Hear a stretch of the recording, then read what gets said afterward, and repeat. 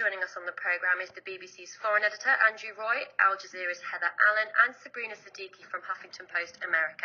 They're here to answer any questions you might have about the coverage of the Israeli-Palestinian conflict. Now, before the break, we were hearing from Manar in Minneapolis, who thinks that the media is more sympathetic towards the Israeli side. Well, now I'd like to introduce you to Daniel Mael. He's a Jewish student at Brandeis University in Boston.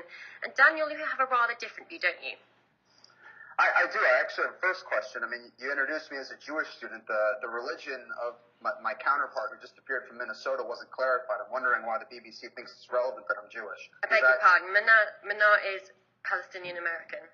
Okay, I think it's very telling. Right there, it just proves exactly what I'm saying. Because oftentimes, and what I've found, is that people think that because I'm Jewish or because somehow I have a religious bent, that therefore I'm not objective. And I think that itself proves exactly what's wrong with going in the media. And I think this show is actually very telling because all three of the editors have admitted that they sense something that's missing from media, and that therefore they're admitting an agenda to try to correct what they see to be wrong. I haven't admitted an agenda. I've admitted a time constraint on our ability to put the full historical context of a conflict that's gone over generations. That's time and motion. That's not an agenda. I think that we do a disservice to the innocent Palestinians and the innocent children on both sides of the conflict when people like the woman we just heard from Minnesota come on the show and they're not challenged on when they simply lie, because I think that trying to manipulate facts to allow her to push her agenda actually only furthers misunderstanding and conflict, which. But Daniel, I'd like to put it to you that we've been very clear in that we've invited two people on, one who believes that the media is more sympathetic towards the Israeli point of view, and one who thinks that the media is more sympathetic to the pro-Palestinian point of view.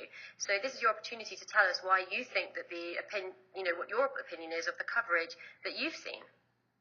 I think the media, for the most part, uses statistics that, while troubling, are not relevant and do not actually explain what's going on. For example, a death toll in itself, when explained without the necessary qualification that Hamas is actually pushing this war and is pushing its civilians into harm's way and has rejected a ceasefire a number of times. I think that when that is, the death toll does not give context to the conflict, and when you leave it to hang for itself and you put a picture of a child who is brutally who's shown in brutal images, yes, it's naturally troubling, and everyone is sympathetic to it, but there needs to be a qualifier. There needs to be a qualifier on why this is happening. Heather Allen is the head of news gathering at Al Jazeera in Doha. Is there anything you would like to say to Daniel? You're right. In a lot of ways, of course, pictures used in that way are very emotive. But I do believe that we try as possible to put it into context. It's a very complex situation, as you know. You can bang on about Hamas all you like, and you can bang on about the Israeli Defense Force all you like. At the end of the day, you're talking about a situation in Gaza that's quite honestly untenable. The people live there, it's so densely populated, as you know, are bound to end up copping the most injuries and deaths, and you can't get away from it. So whether you... Heather, why is that relevant? Why is it relevant? Why does that dictate your coverage? Why is the coverage that you're in Gaza not focused on the militants who have built an underground city of sorts underneath the civilians? I believe we have covered that. You'd have to watch a lot of television to tell me what we haven't covered. When I tell you we've blanket covered it, we probably have done more than just about any organization out there, and we're always there.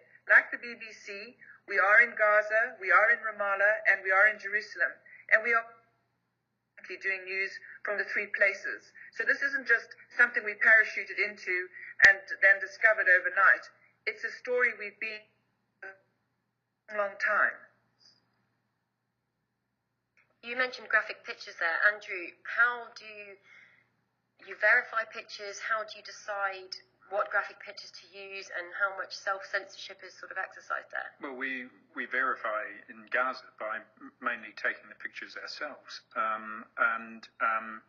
But on the issue of do we put the context around what's happening in Gaza? Yes, we do. We do put the Israeli position that people are their allegations that people are used as human shields. We do mention the fact that ceasefires have been rejected, that ceasefires have not lasted. We do put those, and they are there in our packages and in as balanced a way as we possibly can. And I have one question I'd like to interject. I'd like to ask Heather if Al Jazeera is funded by Qatar. I'm wondering how they can objectively cover the conflict. How we are funded has got nothing to do how we do our journalism. Sure it does. No, it doesn't. No, it doesn't. Can you please explain to me how the people that are funding you and paying your salary wouldn't want to see certain things from the product? I could go on and on about this. It's the same way Please, we are funded. I'd like to hear you. I'm sure you would. We are funded by the state of Qatar. It's a grant. We are a not-for-profit organization. That's how we're set up. Our journalists come from all over the world, and we've got it's a lively newsroom, just like any other newsroom you're bound to get. People have projects. They have their own biases, but we try very hard to be fair and honest in all our reporting. That's great, but Qatar is one of the leading sponsors of terrorism, and they also have provided a grant to Al Jazeera. Well, this is one of these things that Andrew was talking about. You're never going to please everybody all the time, and I'm here to tell you that our funding has got nothing to do with our journalism. Daniel? If you think, Daniel, if you think that officials from Qatar come in here and give us our editorial line every day, then you really are mistaken. No, I think it's very telling, though, that people from Qatar that are funding terrorism, that are funding Yusuf al-Qaradawi, think that this is a nice investment. I think by association, it's very telling.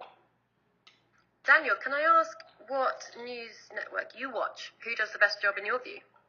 I actually view many different news networks in an attempt to actually see the media bias across the board, and I like to actually get a sense for what different organizations are saying. So therefore, I read the Huffington Post every day. I read BBC. I read Al Jazeera every day, however painful. I listen to Fox. I listen to MSNBC. I try to get a sense of what the entire world is saying, because I think that it's very telling, and I think that the bias actually comes across quite honest when you see the different manipulations of language and how different people are pushing agendas across their newsroom. So do you believe that each organisation does have an agenda? Yeah, I think that one of the biggest lies in mainstream media is that organizations don't have an agenda. Everyone has a leaning. I mean, I think the Huffington Post, please correct me if I'm wrong, I think the Huffington Post is openly left-leaning. Sabrina, you're from the Huffington Post. What would you like to say to that? Well, I'm not going to. There's nothing to correct from the perspective of what the leaning of the Huffington Post is. We are openly progressive. We are openly liberal. With respect to this particular conflict, we have not staked out a position. Because we have the benefit of not being broadcast, we have unlimited space. So we have reporting that mentions a lot of the grievances that Daniel is saying he may have not seen in some TV reports. I can't obviously speak on behalf of television, but as I had mentioned earlier, we have talked about why the Palestinian death toll is higher. And that it could have been higher in Israel had not been for the Iron Dome system. We have talked about the allegations of Palestinian civilians being used as human shields by Hamas. We have discussed. We had covered at length also the kidnapping of the 3 Israeli teenagers too. And like I said, because American politics, electoral politics, certainly openly favor Israel, we publish what the president says, what lawmakers on Capitol Hill say. We don't come in there with our own voice as to what they should or shouldn't be saying. We simply report to people what the perspective is over here. Daniel, when you see something you think is biased, or you think a certain news organisation has an agenda, how do you react? Do you get in touch with them? Do you email them? So I actually write for IsraelRevolt.org, and frankly, I think it's very sad because when we see a conflict such as this, we're hoping for the best of everyone involved, and when certain news organizations push an agenda and they put the pictures up with misleading subtitles and they intentionally blame Israel, at its essence and at its core, it's anti-Arab and it's anti-Palestinian, and it actually only furthers this message and the gender apartheid in Gaza as a result of Hamas's leadership. I think that the only way to switch what's going on and to actually remove this issue and remove Hamas is to cover the conflict fairly. And when, unfortunately, too many people play into Hamas's agenda, it only shapes hearts and minds in a way that is unbeneficial for society. Just on the agenda thing, the BBC doesn't have an agenda. We're not biased one way or the other. We're an organisation of 7,000 constantly shifting and changing journalists and editors. The idea that we have a party line that we constantly push just doesn't